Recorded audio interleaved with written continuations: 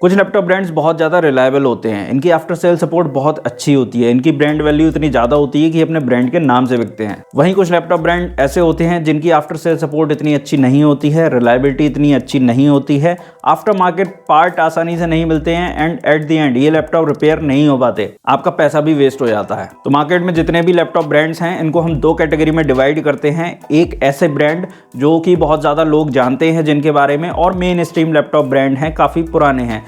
दूसरे तरह के लैपटॉप ब्रांड्स वो ब्रांड्स हैं जो नए लैपटॉप ब्रांड्स हैं, जिनको इतने ज़्यादा लोग नहीं जानते और अगर जानते भी हैं तो भी ये ब्रांड्स हैं सारे नए ही। सबसे पहले मेन स्ट्रीम ब्रांड्स की बात कर रहे हैं कि ये वाले लैपटॉप अगर आप खरीदेंगे तो इनमें आपको क्या बेनिफिट मिलेगा। तो मेन स्ट्रीम लैपटॉप ब्रांड कौन कौन से हैं, जैसे कि Dell, HP, Asus, Lenovo, Samsung. ये ब्रांड जो हैं वो आपको बेटर सर्विस ऑफर करते हैं, बेटर टीम इनके पास होती है, आफ्टर सेल सपोर्ट ये बहुत अच्छी दे पाते हैं और ये काफ़ी ज़्यादा पैसा भी इन्वेस्ट करते हैं लैपटॉप की R&D में। इसका मतलब ये है कि ये नई टेक्नोलॉजी जो है डेवलप कर पाते हैं, खुद से डेवलप करते हैं नई टेक्नोलॉजी। इनके प्रोडक्ट्स में होता है बेटर क्वालिटी कंट्रोल और ये जो ब्रांड्स हैं बहुत ज़्यादा पायनियर होते हैं। एक तरीके से हम ये कह सकते हैं कि ये ब्रांड जो है पारकी हैं चीज़ों के। मैं ये बात आपको अपने पर्सनल एक्सपीरियंस से बता रहा हूँ। एग्जाम्पल के लिए मैं लेनोवो के लैपटॉप लेता हूँ। लेनोवो के थिंकपैड सीरीज़ का लैपटॉप आपने सुना होगा, जो कि कमर्शियल यूज़ में सबसे ज़्यादा यूज़ होता है लैपटॉप। उन लैपटॉप्स के ड्राइवर मैंने 8-8, 10-10 साल, इवन 12-12 साल पुराने लैपटॉप्स के ड्राइवर चुटकियों में डाउनलोड करे हैं, आसानी से मिल जाते हैं। और ये वो लैपटॉप होते हैं जो ब्रांड डिसकंटिन्यू कर चुका है, मतलब अब मार्केट में नहीं बिक रहे हैं। ऑब्वियस सी बात है, 10-12 साल पुराना लैपटॉप मार्केट में क्या ही बिकेगा। ये सब इसलिए पॉसिबल हो पाता है क्योंकि लाखों यूजर्स उन लैपटॉप्स को परचेज करे होते हैं और जो मेन स्ट्रीम ब्रांड्स होते हैं वो अपनी रिस्पॉन्सिबिलिटी समझते हैं कि उनको बढ़िया आफ्टर सेल सपोर्ट देनी है, बढ़िया एक्सपीरियंस देना है कस्टमर्स को। ये जो मेन स्ट्रीम लैपटॉप ब्रांड्स होते हैं इनके पास कोई 1-2 लैपटॉप नहीं होते, बल्कि पूरे लाइनअप में इनके 30, 40, 50, 100 लैपटॉप भी हो सकते हैं। इनके हर एक लैपटॉप में क्या प्रॉब्लम आ रही है, क्या ग्लिचेज आ रहे हैं, सॉफ्टवेयर में क्या जरूरी है, क्या चेंजेस करने हैं, ये सारी चीजें स्टेप बाय स्टेप समझते हुए नेक्स्ट जो भी ये लैपटॉप लॉन्च करते हैं तो उसमें वो प्रॉब्लम्स को दूर करते जाते हैं और इनके पास एक अच्छा खासा एक्सपीरियंस का डेटा होता है। मेन स्ट्रीम लैपटॉप ब्रांड जो होते हैं इनकी जो ब्रांड की हिस्ट्री होती है वो 20 से 50 साल पुरानी भी हो सकती है, होती है। और ये जो ब्रांड्स हैं अपने हर एक डेवलपमेंट से, हर एक इनोवेशन से कुछ ना कुछ सीखते हैं और ये लगातार अपने प्रोडक्ट्स को इनोवेट करते रहते हैं, उनको डेवलप करते रहते हैं, उनकी कमियां दूर करते रहते हैं। इसीलिए ये वाले जो ब्रांड्स हैं वो रिलायबिलिटी बहुत ज्यादा दे पाते हैं, क्योंकि इन्हें पता होता है कस्टमर्स को क्या चाहिए। क्योंकि हर एक फीचर पे, हर एक कंपोनेंट पे बहुत ज्यादा रिसर्च करी हुई होती है, इसीलिए ये लैपटॉप जो है ज्यादा टिकते हैं। ये जो लैपटॉप ब्रांड होते हैं ये मार्केट में सिर्फ प्रॉफिट कमाने नहीं आते, बल्कि इनका टारगेट होता है यूजर को बेटर एक्सपीरियंस देना, बेटर डिवाइस देना और फ्यूचर में नई नई टेक्नोलॉजीज डेवलप करते रहना, जिससे कि ये अपने आप को मार्केट में सस्टेन कर पाएं और लोगों की नीड्स को फुलफिल कर पाएं। ये सारी चीजें जो मैं आपको बता रहा हूँ, ये सारी चीजें मिलकर ओवरऑल एक अच्छा लैपटॉप ब्रांड बनाती हैं, एक कह सकते हैं हम एक अच्छी ब्रांड वैल्यू बनाती हैं। आप मुझे नीचे कमेंट करके बताओ, आप अच्छा लैपटॉप ब्रांड किसे कहोगे? जो रिलायबल ज्यादा हो, जिसमें कम खराबी आती हो और 4 लोगों में अगर बैठो उस लैपटॉप को लेके तो अलग ही रिकॉग्निशन मिले, लोग देख के कहें कि वाह डेल का लैपटॉप है, वाह HP का लैपटॉप है या फिर एप्पल का लैपटॉप है। प्लीज नीचे कमेंट करके अपना एक्सपीरियंस जरूर शेयर कीजिएगा। आपका किसी भी लैपटॉप के साथ अच्छा या बुरा एक्सपीरियंस रहा हो नीचे जरूर बताइएगा, हमें जान के बहुत अच्छा लगेगा। नए लैपटॉप ब्रांड्स की बात करें तो नए लैपटॉप ब्रांड्स होते हैं जैसे कि रेडमी हो गया, रियलमी हो गया, इन्फिनिक्स हो गया, जेब्रोनिक्स हो गया, टेक्नो हो गया। अविता के लैपटॉप्स काफी पॉपुलर रहे थे अभी कुछ टाइम पहले। ये लैपटॉप ब्रांड जो होते हैं काफी कम प्राइस में अपने लैपटॉप लॉन्च करते हैं और जो एग्जिस्टिंग ब्रांड्स होते हैं, जो एग्जिस्टिंग मार्केट में चल रहे हैं, उनके कंपैरिजन में इनकी प्राइसिंग 30 से 40% तक कम होती है। ये जो लैपटॉप्स होते हैं, ये मशीन होते हैं, कोई वेल फर्निश्ड नहीं होती हैं, इनके पीछे कोई R&D टीम नहीं होती है, कोई लंबी रिसर्च नहीं होती है, मोस्टली इंपोर्टेड एंड रीब्रांडेड होते हैं। बहुत सारी इलेक्ट्रॉनिक्स कंपनियां ऐसे ही कर रही हैं, जैसे कि बहुत सारे स्मार्ट टीवी के ब्रांड हैं जो कि इसी तरीके से कर रहे हैं, बहुत सारे लैपटॉप एक्सेसरीज के ब्रांड हैं, मोबाइल एक्सेसरीज के ब्रांड हैं, स्मार्ट वॉचेस की मोस्टली कंपनियां ऐसे ही कर रही हैं। ये लोग चाइना से माल उठाते हैं और रीब्रांड करके बेच देते हैं या अपना ठप्पा लगा के बेच देते हैं। बोट की एक स्मार्ट वॉच के साथ मेरा एक्सपीरियंस बहुत गंदा रहा है। इनका जो सॉफ्टवेयर है वो ठीक से काम नहीं करता है, बहुत ज्यादा ग्लिची है, इनके कंपोनेंट्स, इनके फीचर्स ठीक से काम नहीं करते हैं। किसी भी स्मार्ट वॉच को या किसी भी डिवाइस को टाइम टू टाइम अपडेट करते रहना चाहिए, उसके अंदर सॉफ्टवेयर अपडेट आने चाहिए। एक भी सॉफ्टवेयर अपडेट नहीं आता है। चलो आप सॉफ्टवेयर अपडेट ना भी दो, लेकिन सॉफ्टवेयर अपडेट ऐसी कंडीशन में बहुत जरूरी हो जाता है जब आपके प्रोडक्ट में ग्लिचेस हो, आपका सॉफ्टवेयर ठीक से काम नहीं कर रहा है, तो उसे ठीक करने के लिए तो सॉफ्टवेयर अपडेट देनी ही पड़ेगी, देनी चाहिए। जो नए लैपटॉप ब्रांड होते हैं इनकी कोई रिसर्च यूनिट नहीं होती है, कोई इनोवेशन ये अपने लेवल पे नहीं करते हैं, अपना खुद का इनका कोई डेवलपमेंट नहीं होता है। कंपनी के नाम पे 4 लोग होते हैं, कमरे में इनकी कंपनी चल रही होती है, प्रोडक्ट को रीब्रांड करके ये सेल कर देते हैं, सब मंगाते हैं चाइना से, इंडिया में बेचते हैं। और एक बार प्रोडक्ट सेल हो गया तो फिर चाहे कोई एरर आए, चाहे कोई बग आए, चाहे सॉफ्टवेयर में कितना भी बड़ा ग्लिच हो, वो कुछ फिक्स नहीं होगा, कभी भी नहीं होगा। ब्रांड जो है ठीक से कोई अपडेट प्रोवाइड नहीं करते हैं, क्योंकि कोई फिजिकल टीम नहीं होती है जो डेडिकेटेड उस डिवाइस के लिए उसके डेवलपमेंट पे काम करे, या कोई एरर आ रहा है, कोई बग आ रहा है, उसको सॉफ्टवेयर में ग्लिच आ रहा है, उसको निकाले। फ्यूचर में अगर मार्केट में उसी डिवाइस में कोई नया सॉफ्टवेयर आता है, कोई नया डेवलपमेंट होता है, कोई नई टेक्नोलॉजी आती है, तो ये उनको प्रोवाइड नहीं कर सकते, मतलब कोई नया सॉफ्टवेयर अपडेट इस पर प्रोवाइड नहीं कर सकते, क्योंकि फिजिकल टीम है नहीं।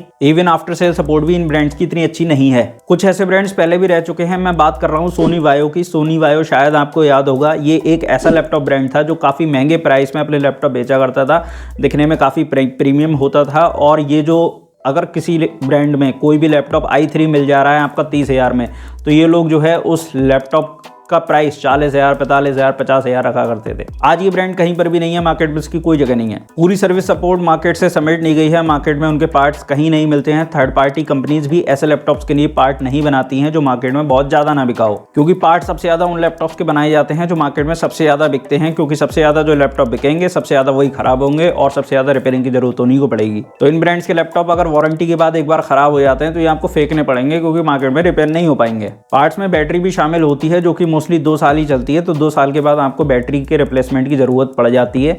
तो कभी कभी कुछ लोग जल्दी भी बैटरी अपने लैपटॉप की या किसी भी डिवाइस की ख़राब कर लेते हैं। तो ऐसी कंडीशन में अगर आफ्टर सेल सपोर्ट बेटर नहीं होगी या फिर उसके पार्ट नहीं मिलेंगे तो आप बैटरी नहीं डलवा पाओगे, क्योंकि लैपटॉप इतना ज़्यादा पॉपुलर नहीं होता है, इतना ज़्यादा बिका नहीं होता है, तो आफ्टर मार्केट भी बैटरी नहीं मिलेगी। एग्जाम्पल के लिए HP डेल के जो लैपटॉप हैं या जो भी मेन स्ट्रीम ब्रांड्स के लैपटॉप हैं, इनके पार्ट जो हैं आफ्टर मार्केट आसानी से मिल जाते हैं। आपको कोई भी पार्ट कोई भी लैपटॉप रिपेयर करवाना है या कोई भी पार्ट लेना है तो मिल जाता है कंपेरेबली आसानी से, क्योंकि ये जो नए लैपटॉप ब्रांड होते हैं ये प्रॉफिट ओरिएंटेड होते हैं। तो जब इन्हें किसी प्रोडक्ट के अंदर प्रॉफिट नहीं लगता तो उसे ये जब चाहें तब डिसकंटिन्यू भी कर देते हैं। मैंने ऐसा खुद कई बार देखा है, जहां कुछ लोग टीवी परचेस करे बहुत रिनाउंड ब्रांड का, जैसे कि OnePlus के, तो बाद में जब टीवी में कोई दिक्कत आई, कोई खराबी आई, तो उसके बाद में जब सर्विस सेंटर से बात करी गई तो टीवी को रिपेयर तो हो नहीं पाई क्योंकि उसके कोई पार्ट नहीं थे और ना ही रिप्लेस वो कर सकते थे, क्योंकि रिप्लेसमेंट के लिए दूसरी टीवी नहीं थी। ऐसी कंडीशन में पैसे वापस किए गए।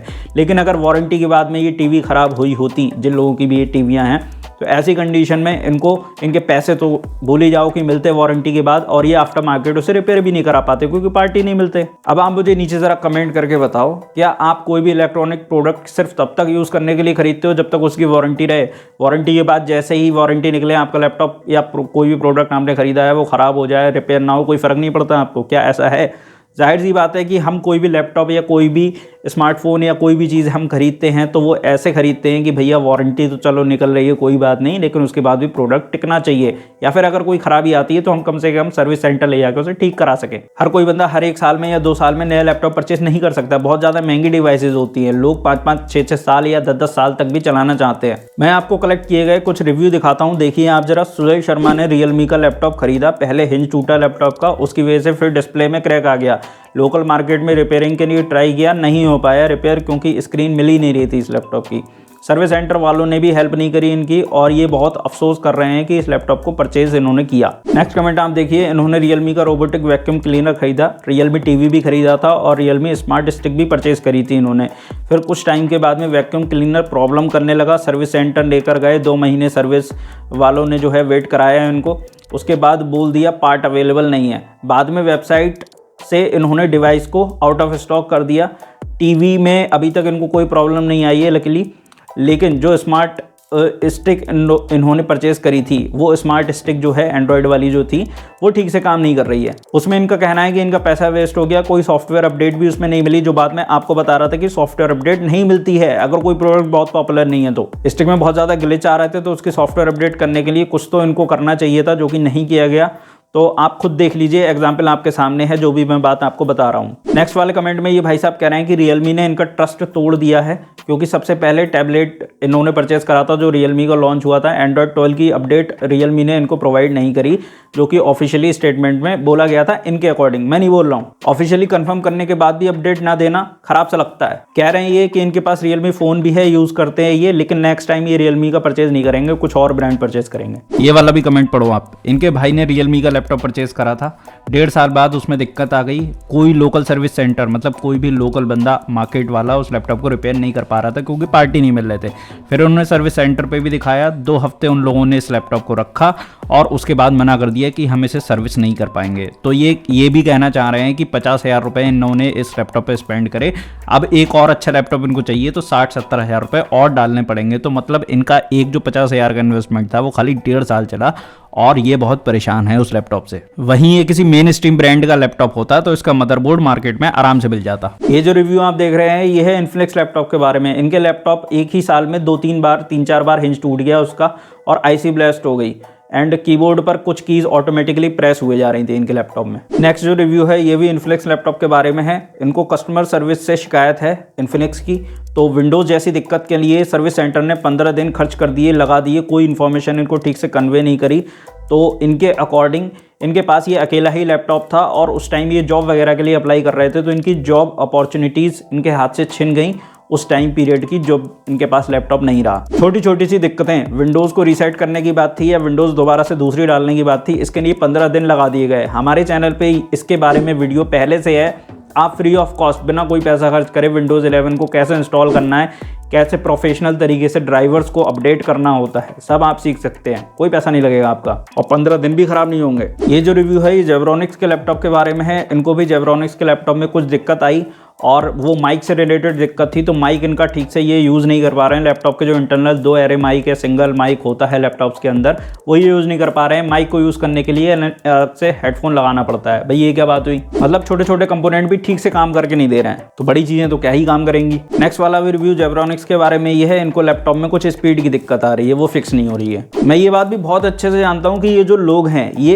इन लैपटॉप ब्रांड्स की तरफ या इन लैपटॉप्स की तरफ इसलिए अट्रैक्ट हो जाते हैं क्योंकि इन्हें इस प्राइस रेंज में जो मेन स्ट्रीम लैपटॉप ब्रांड हैं उनके अंदर कोई बहुत अच्छी स्पेक्स नहीं मिलती हैं, क्योंकि वो स्टार्टिंग लेवल पे बहुत ज़्यादा अच्छी स्पेक्स नहीं दे पाते अपनी ब्रांड वैल्यू की वजह से। मेन स्ट्रीम लैपटॉप ब्रांड जो होते हैं वो उन्हीं स्पेसिफिकेशन के लिए, उन्हीं फीचर्स के लिए 50 से 60% तक ज़्यादा चार्ज करते हैं, लेकिन बदले में रिलायबिलिटी ज़्यादा ऑफर करते हैं, आफ्टर सेल सपोर्ट अच्छी देते हैं, या फिर आफ्टर मार्केट भी आप अपने लैपटॉप को रिपेयर करवा सकते हैं आसानी से, और लैपटॉप की बिल्ड भी जो मटेरियल होता है वो भी काफ़ी सॉलिड होता है। इन वाले ब्रांड्स में आप लैपटॉप 50-60% तक सस्ते तो ले रहे हैं, बेटर स्पेसिफिकेशन बेटर फीचर्स तो ले रहे हैं, लेकिन आप आफ्टर सेल सपोर्ट से कंप्रोमाइज कर रहे हैं। अगर आपका लैपटॉप वारंटी के बाद खराब होता है या फिर वारंटी में भी खराब होता है तो हो सकता है ज़्यादा चांसेस हैं कि आपको इतनी बेटर सर्विस ना मिले और आपका एक्सपीरियंस बिल्कुल कचरा हो जाए। मैं ये बात बिल्कुल नहीं बोल रहा हूँ कि ये वाले जो लैपटॉप हैं वो आप बिल्कुल मत खरीदो। अगर आप बहुत लिमिटेड बजट के साथ में है और आपको उस प्राइस रेंज में आपको कुछ ज़्यादा अच्छा नहीं मिल रहा है, लेकिन आपको जोर से ये फीलिंग आ रही है कि आपको यही वाला हार्डवेयर चाहिए, यही वाली स्पेसिफिकेशन चाहिए, इसके बगैर आपका काम नहीं चलेगा, तो आप ले सकते हो। 30-40 हज़ार का जो बजट होता है, जहां मेन स्ट्रीम ब्रांड्स इतने ज़्यादा फीचर्स ऑफर नहीं करते, बेसिक सी ही स्पेसिफिकेशन देते हैं, जैसे i3 प्रोसेसर दे देंगे, एक आपको 45% NTSC डिस्प्ले दे देंगे या फिर बेसिक सी चीज़ें दे देंगे, लेकिन वहीं ये जो ब्रांड्स होते हैं 30-40 हज़ार में ही आपको बहुत अच्छी 100% SRGB की डिस्प्ले भी दे देते हैं, बहुत सारी चीज़ें ऐसी दे देते हैं जो 50-60 हज़ार के लैपटॉप में आती है।